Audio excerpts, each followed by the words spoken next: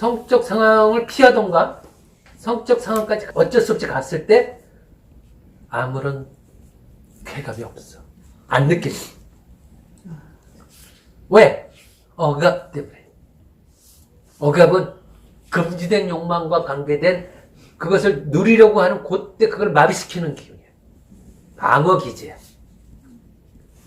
이 방어기제가 왜 작동했느냐? 히스테리 정신 안에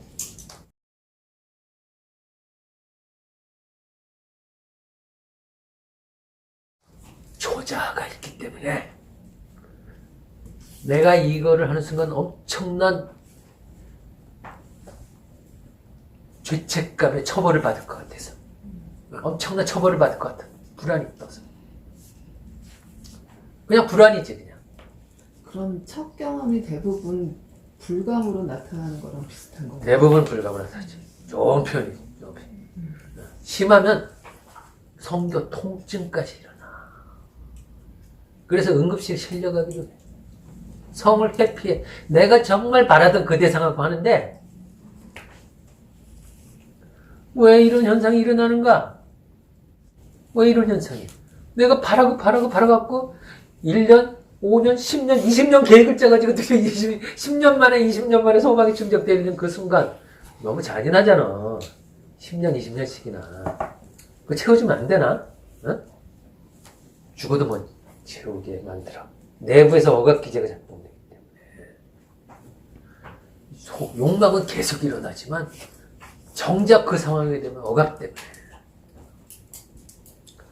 그래서 주로 이제 나이 차이가 나는 그 배우자를 선택하는 경우에 또는 꼭 나이가 변수만은 아니에요. 아버지 같은 내가 정말 아버지 환상이지. 윤용기 아버지 환상이야. 이건 아버지 같다라고 하는 건 의식이고 윤용기 아버지 환상을 촉발하는 멋있는 매력적인 대상을 만났을 때 그 대상하고의 성적 관계 상황에서 억압이 작동. 이게 적당히 떨어져 있을 때 열광하게 되는 거지. 내가 임성 상황에서 히스테리 만날 때는 갖고 있는 모든 좋은 거를 다 베풀어주고 싶은 마음이 생겨요. 왜냐? 이 사람은 성에 있어서 향유 욕구가 엄청 강하지만 향유를 도대체 못하는 이것 때문에 그런 기제를 갖고 있고 심지어 향유를 갖고 있는데 중요한 거는 이 향유가 의식이 아니라 무의식에서 일어난다는 거지. 무의식에서.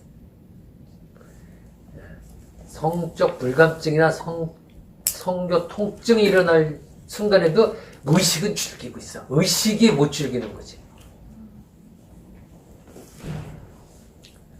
그래. 이 사람들은 심지어 무의식에서 즐겼던 것에 대한 처벌까지 받아. 심리적 처벌이지. 초자에 의한 자기 처벌이야.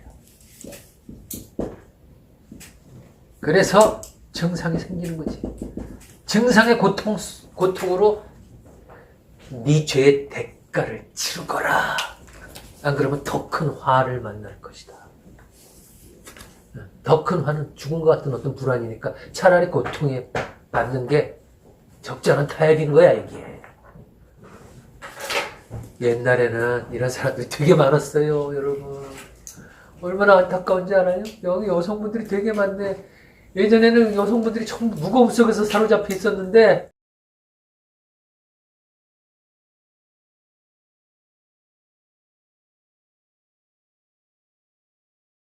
요새는 뭐, 여성 상위 시대잖아. 남녀 평등을 넘어가지고, 어? 그래갖고 여성들이 너무 좋은 생활을 억압이 작동하는 사람이 몇 사람인지 궁금해, 내가 지금. 아직까지도 억압이 작동하는 사람이 여기 몇 프로나 될까? 요즘 젊은 청년들은 원나잇 많이 하거든요. 아, 예. 근데 하고 나면 죄책감을 느끼는 친구들도 있고 그냥 괜찮다고 하는 친구들도 있거든요. 그럼 그 죄책감이라는 게 여기에서 얘기하는 그런 심리적인 처벌? 이랑 비슷한 거라고 보는 거예요. 뭐 일단 죄책감은 심리적인 자기 처벌에 해당돼요. 네, 일단. 그런데 그게 이제 신체화 단계까지는 오면은 그걸 히스테리라고 그래. 남자도 히스테리가 있어요. 그런데 그냥 그 원나잇을 그 하고 나서 죄책감을 느끼는 사람과 안 느끼는 사람 있다 그러니까 그래 내가 그것까지 다 설명을 해줄게 그냥 다. 프로이드 시대에 살던 그 정도 억압에도 강도가 있잖아. 저 시대에 그 정도의 강도를 갖고 있는 사람이면은 원나잇에 가지도 못해. 알았어요? 가더라도 그렇게 성관계를 맺는 상황까지 또 가지도 못해.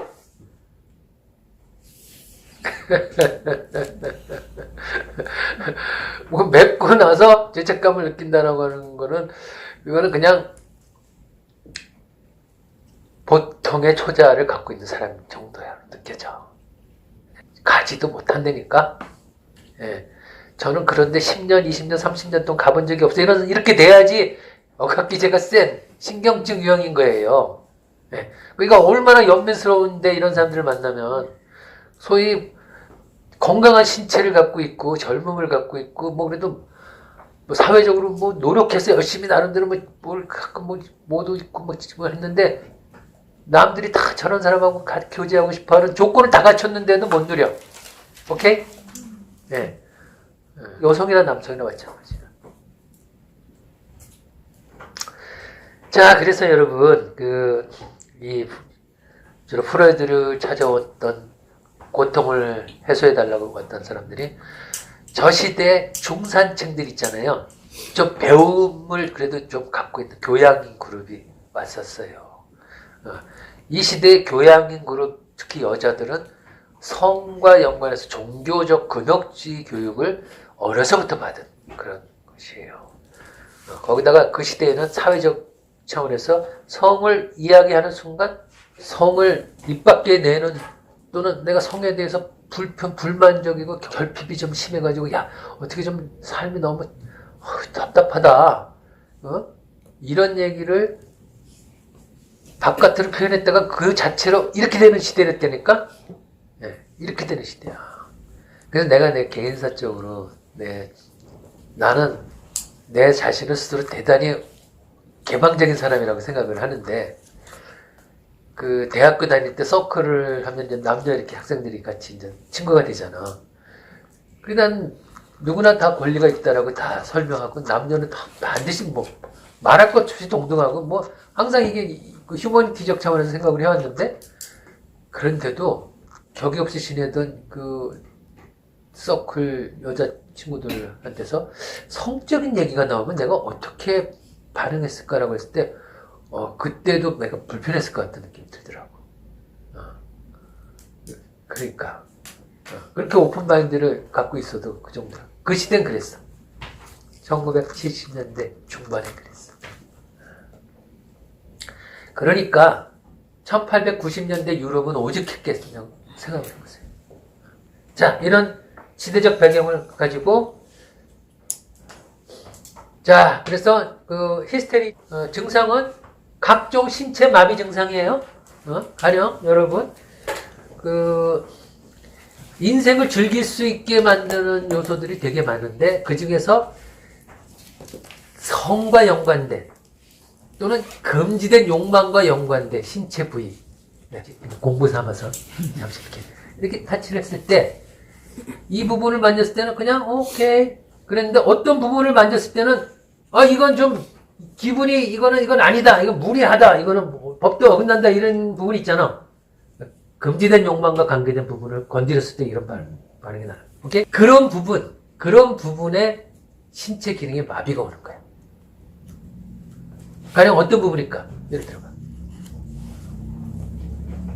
욕망과 관계된 신체 부분이야. 목덜미? 좋아요. 좋아요. 그렇게 하면, 그렇게 표현해야 돼요. 정신분석은 자유연상하듯이 딱 단어 하나만 딱 이렇게. 욕망과 연관돼. 또 저기 웃은 청년. 손가락이라고 할게. 손가락? 알았어, 손가락. 부끄럽네. 좋아요. 손가락 얘기해놓고 부끄럽네. 이게 벌써 이제 성과 연관된 억압 증상이 강한. 각종 이 히스테리 증상이 뭔지를 알아야 돼요, 여러분이. 성기, 오케이.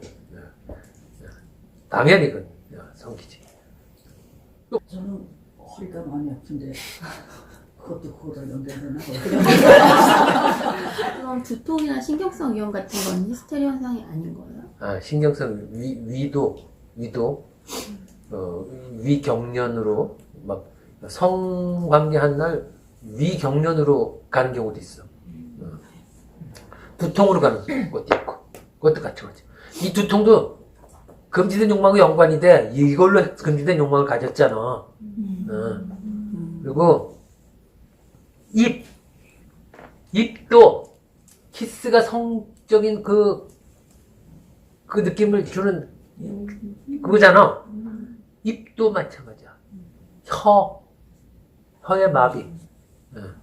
혀의 마비는 혀가 그야말로 마비가 되면 입맛을 별로 못 느끼게 돼. 알아요? 그냥 어떤 사람은 요렇게 뭐 맛있는데 저는 몇십 년 동안 그냥 먹고 살았죠. 혀가 뭐 이렇게 음식을 음미하면서 산 적이 없지. 이렇게 돼. 그 다음에 이제 이과 연관돼서 이제 전치라 그래가지고 연결된 위도 연결돼 있잖아. 항문 뭐 이렇게 배설기관이 다 이렇게. 하고 뭐 이게 전치라 그래가지고 그 성기와 연관된 약간의 연관된 부분도 다 마비돼. 눈도 욕망이 금지된 그것을 상상했잖아. 눈도 흐릿하게 되고. 그게 사실 되게 많은 거야. 그리고 심장 박동수도 약간 혈압도 연관이 되고, 욕망과 연관된 모든 신체 부분의 기능이 금지된 욕망을 무의식적으로 누린 죄의 대가로 처벌받을 수 있고 마비될 수 있다는 거야. 누린 결과로 죄의식이라고 하시는데 저는 너무 억압해서 상상조차 못한 건 전 억압이라고 생각하거든요. 꿈도 만약에 그런 섹슈얼한 꿈을 꾸면 사람도 안 보이고 귀신하고 하는 거, 그러니까 아예 상상도 못하는 게 너무 억압돼서 제가 눈도 안 보이고 입맛도 없고 허리도 아프고 발등까지 다 너무 아파갖고 처음에 이 수업이 왔었거든요. 예. 프로이드 시대에 프로이드 선생을 딱 만나서 이 표현을 했다면은, 그거는 정말 지독한 억압이 갖고 계시군요. 이렇게 얘기를 한다고. 그게 의식에서는 아무것도 생각이 안 나게끔 만들어요. 억압이 세면은 대신 무의식이 누렸대요, 그게. 이게 되는 거야. 무의식이 누린 거에 대한 처벌이 있다. 그래서 이게 고통스러운 쾌감이라는 말 들어보셨어요? 의식에는 고통이야. 그러니까 나는 고통만 당했지. 근데 쾌감을 내가 누렸단 말이에요. 제가 원죄가 심하군요. 뭐 이렇게 그래요. 제가 무의식을 누렸습니다. 무의식이 뭔지 모르지만 이렇게 돼. 근데 여자는 옛날부터 남자한테 무슨 욕정의 대상이잖아. 히스테리의 병의 원인을 보면 왜 그게 좀 욕정과 연관되는지 좀 이해가 돼요. 자, 그래서 증상은 간단하게 얘기해서 여러분이 생각할 수 있는 금지된 욕망, 주로 성과 연관된 욕망과 연관될 수 있는 모든 신체 부분은 삥삥삥삥 눈서부터 뭐 목도 뭐 입도 위도 뭐 편두통도 하반신, 이게 욕망의 대상을 향해서 걸어가는데 걸어가게끔 하는 이 하반신을 마비시킬 수도 있어. 오케이? 욕망을 성취할 수 있게 하는 모든 게 다 이거야. 성감대 특히. 성감대도 사람마다 다르잖아.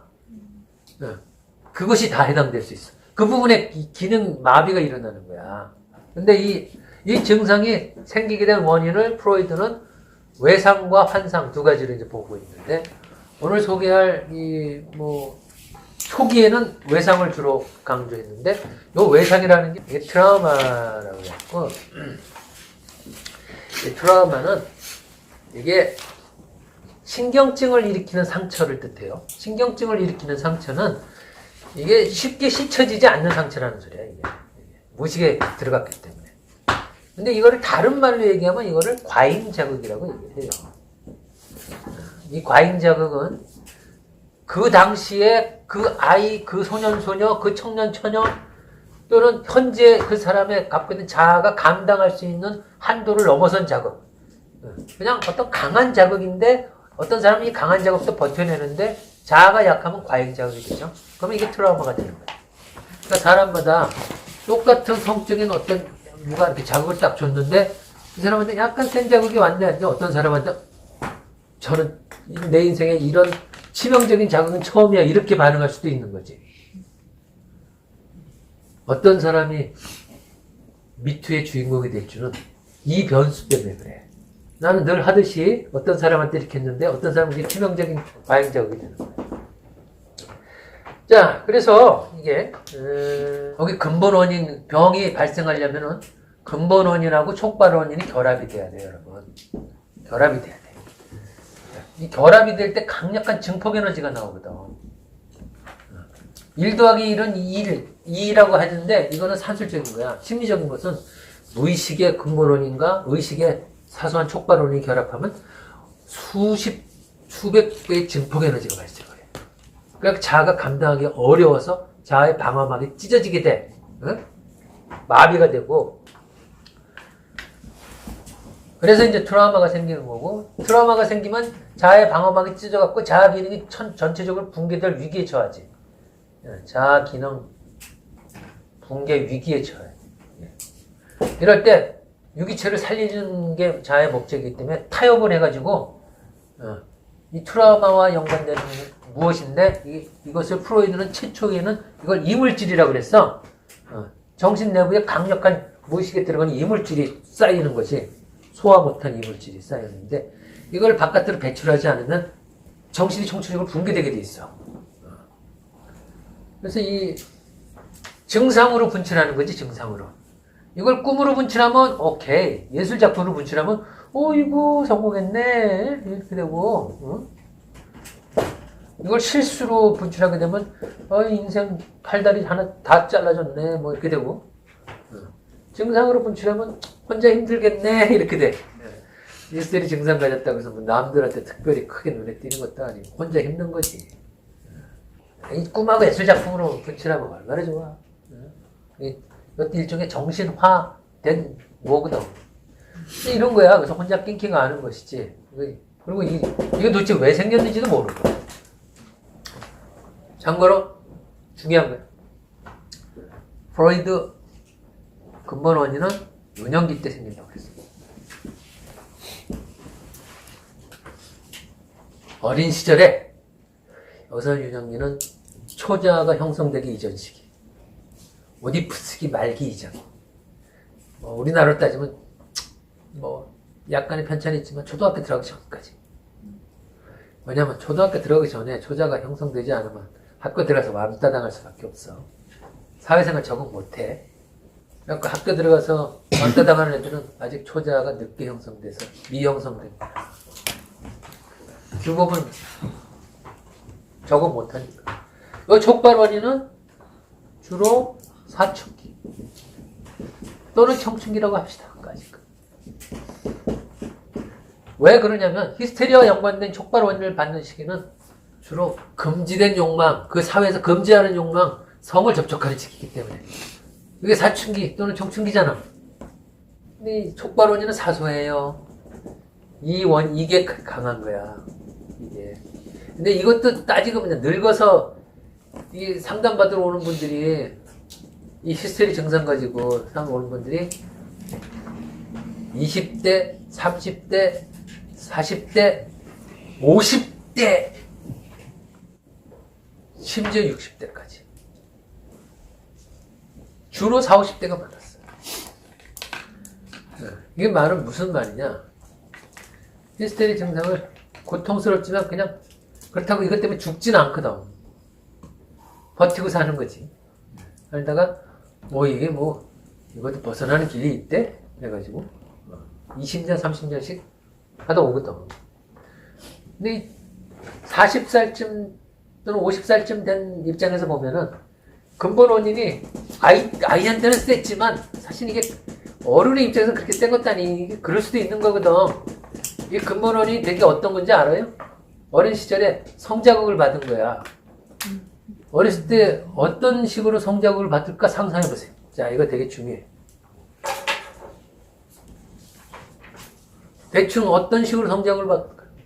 일상에서.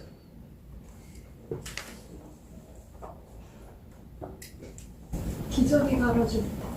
기저귀 갈아줄 때? 초등학교 때 모르는 남자가 가지고 끼어놨어. 우리 아저씨가 끼어놨을 때. 초등학교 전에 아이 귀여워하고 누가 뭐 지나가는 우체부도 될 수 있고 관리하는 아파트 아저씨도 될 수 있고 배달부도 될 수 있고 이상한 놈들도 있을 수가 있고 아이 귀여워하면서 했는데 이 녀석들이 성적으로 접촉을 하는 게 있어. 오케이? 오케이? 좋은 표현이셨어요. 기저귀? 뭔 소리 하는 거야 지금? 기저귀는 한두 살 때 갈아주지. 왜 기저귀 얘기 나왔으니까. 성 차이를 지각하기 이전 시기하고 이후 시기를 나눠지거든. 성 차이를 지각하기 이후 시기에 받은 성자극이 주로 히스테리원인이고, 그런데 성 차이를 지각하기 이전 시기에 받았던 뭔가 정상적이지 않은 자극, 그것도 사실은 나중에 영향을 미치긴 해. 근데 그거는 최근의 이론이고, 이제 프로이드 당시만 해도 그거보다는 성차의 지각 이후. 성차의 지각은 오디푸스기 초부터. 서너 살 이후부터. 어떤 일을 겪을까? 기억도 안 나요, 당사자들은. 이 일부 정신분석 과정에서 기억해내는 거지. 성행위하는 거 보게 된 뭐 매체, 영상 매체는 아니면 부모가. 좋아요, 좋아요. 그것도 되게 중요한 사례 중에 하나예요. 그래서 이제 원초 장면이라고 그러지. 부모의 성관계 행위. 우리나라에는 옛날에 보통 그 방 하나에 애들 같이 살고 그랬던 적이 많잖아. 그 방에서 그 당시에는 아이를 성 연결을 안 지으잖아. 그래갖고 오히려 아이를 위에서 옆에다 대고 데리고 자면서 남들과 부부관계를 하잖아. 그때 그 받았던 자극이 뭔지 모르고 받았는데 이후에 그게 성을 자각하고 난 다음에 영향을 또 미쳐. 그리고 요새는 각종 이제 영상 매체 그것도 해당이 돼. 지금 시대는 좀 그런데 좀 아들이 귀한 집안에 아들이 태어났을 때 아이고 우리 고추 이렇게 어른들한테 자랑하고 막 만지고 그러잖아요. 그럴 때는 자극 받을 것 같아요. 그럴 수도 있어요. 어감이 심할 때는 남자의 고추조차 어감이 심한 시대에는 좀 큰 누나나 이모나 이런 대상한테 관심 대상이 될 수 있어. 며칠 되면. 그래갖고 그냥 만지기도 하고 자극을 줄 수도 있어. 아이는 그 자극이 처음에는 낯설고 그렇지만 그게 나중에 영향을 미치기도 해요. 임상에서 많이 거론되는 것들. 하여튼 그 형제들 간에 남녀 형제들 간에 오빠, 큰오빠 또는 뭐 누나, 이모 뭐 여러 가지야. 박수해. 장교. 심지어 뭐 삼촌, 외삼촌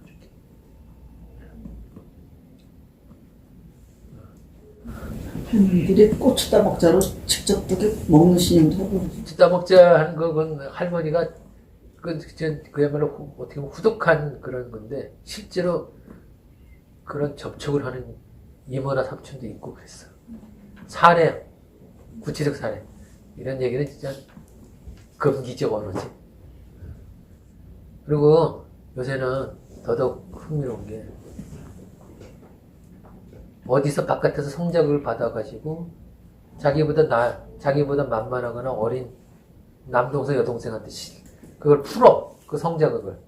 오케이? 그래서 인생이 끊임없이 변하는 거야. 이게. 계속 영향받는 거야.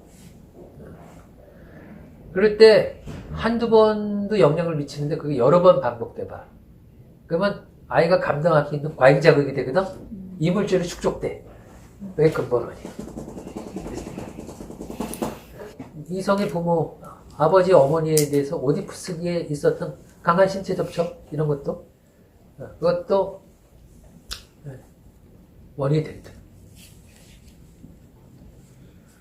이게 유년기에 그냥 오디너리하게 지나간 사람과 조금 유별났던 사람이 히스테리가 되느냐 안 되느냐를 결정합니다. 그런데 이게 금지된 장면이 좀 강할수록, 그게 좀 셀수록, 그 강도가 깊을수록 이 물질이 이 촉발 원인이 사소할 때도 연결될 가능성이 높아지고, 연결됐을 때 증폭적으로 확 나타났을 때 이크 하면서 생존을 위해서 어각경이 방어가 작동되는 거야. 그리고 방어가 확 작동되면 그게 구조화가 돼버려. 사춘기 때 작동이 되면 평생 지속되는. 그래서 거기서 운명이 결정이 돼. 어떤 운명? 성과 연관된 쾌락을 평생 동안 누리느냐 못 누리느냐. 그게 결정이 돼. 얼마나 센 거야 이게. 나는 신경증자들을 만나면 이 성과 연관된 누리지 못한 걸 풀어주는데 온갖 정성을 다해. 연민스러울 정도로 보통 사람이 누리는 그냥 그 향유조차도 10분의 1도 못 누리고 사니까 얼마나 안타까워. 그런 사람이 나중에 또 중년에 용기를 내가지고 한번 연애를 하려고 그러다가 또 코 탈이 나요. 이제 칼 맞고. 그래서 항상 그 사람 신경증자인가 아닌가 보고 나서 결정을 해야 되는데 오히려 그런 사람한테 더 잔인한 처벌을 내리면 이제 인생이 이 영화는 죽을 때까지 이 억압기제를 풀 기회가 없어지는 거지. 그래서 사람을 여러분 일반화시키지 마세요. 신경증자인가 아닌가를 보고 저 사람이 만성적인 향락을 누리다가 적발된 사람이냐?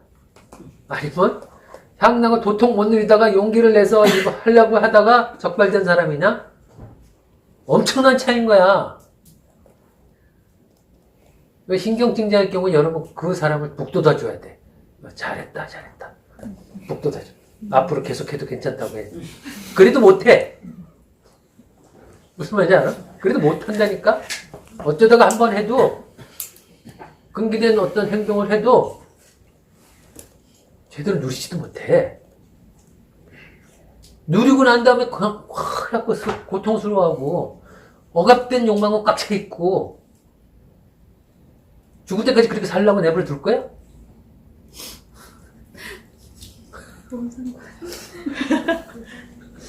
뭐라고요? 각자 자기 추스리기도 힘든데 남의 음악까지. 아니 그렇다는 거야. 이 상당수의 사람들이 신경증 증상을 지니고 살았다니까 억압의 시대에는 이게. 그런데 요즘은 그 사람들이 이제 소수화되어 있는, 어떻게 보면 문화가 많이 오픈된 거지. 잠시 쉴까요? 네, 오케이. 내가